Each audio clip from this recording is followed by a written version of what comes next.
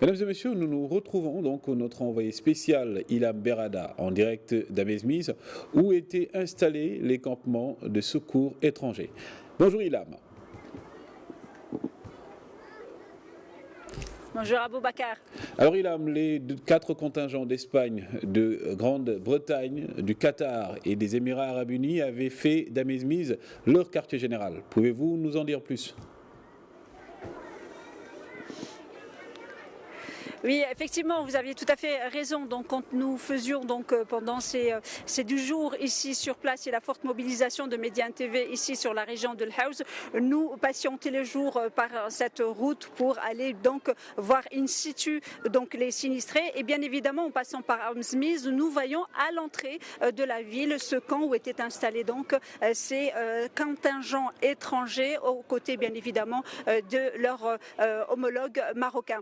Mais quand on est venu il y a à peu près 2 heures que nous sommes ici. Quand on est rentré par la ville, bien évidemment, on a vu que le contingent, en tout cas espagnol, émiratier, qatari, n'était plus sur place. Et il y avait justement quelques éléments, donc des secouristes britanniques qui étaient en train d'ajuster les derniers cartons avant leur départ. Ce qui est important de noter, c'est que ce contingent étranger qui était présent travaillait en étroite collaboration avec les milliers de secouristes marocains qui étaient dépêchés sur place. Je voudrais rappeler qu'il y a eu pendant ces 8 jours donc du séisme plus de 3300 opérations de sauvetage avec plus de 3300 donc éléments du secours marocain. Il y avait donc les forces armées royales, les forces auxiliaires, la sécurité, la DGSN, pardon. Il y avait aussi les forces auxiliaires, le Croissant Rouge, les médecins, les infirmiers, les techniciens. Il y avait une très forte mobilisation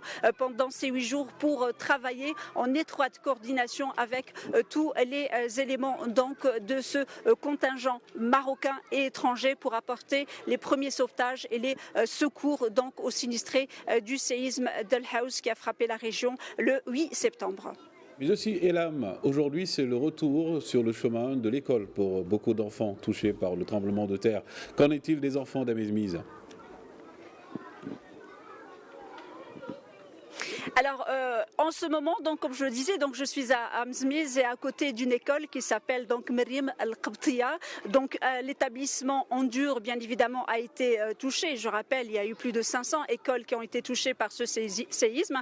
Et donc, l'école a installé, comme vous pouvez le voir, ces tentes classes pour accueillir les enfants donc de cette école. L'école compte 500 élèves et aujourd'hui, nous a précisé le directeur, plus de 80% des enfants sont venus avec leurs parents ce matin et cet après-midi pour poursuivre ce cursus scolaire qui a été interrompu la semaine dernière. Même tout le corps des enseignants est présent pour accompagner ces enfants.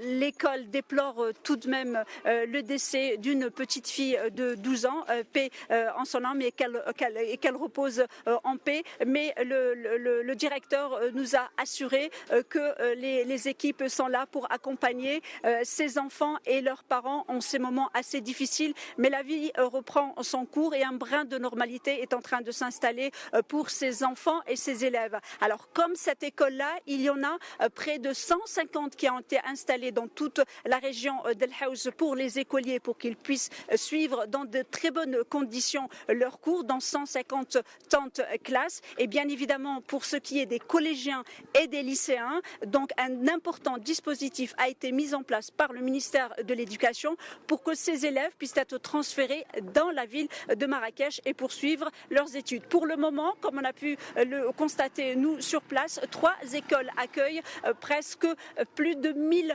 élèves dans 3 établissements de Marrakech. Il y a l'établissement Ben Youssef qui accueille les élèves de Tinmil. Il y a le lycée Mohamed Khamis qui accueille les élèves de Wirgan et il y a un établissement du ministère des Habous qui accueille les élèves de Iril. Ces élèves sont bien sûr suivent leur cursus dans des établissements qu'on appelle ça, c'est des transferts d'établissements, mais ils sont également installés dans des internats et pris en charge par le ministère de l'Éducation, que ce soit pour leur hébergement et pour la nourriture. Ce qu'on a pu un peu savoir donc des chiffres, il y a près de 6000 élèves qui sont concernés concernés par ce séisme. Et bien évidemment, dans les prochaines heures et les prochains jours, tout le monde pourra retrouver donc un brin de normalité et retrouver donc le chemin des collèges et des lycées pour ce qui est de Marrakech. Et bien évidemment, d'autres tentes classes pourront être installées dans la région d'El Haouch pour que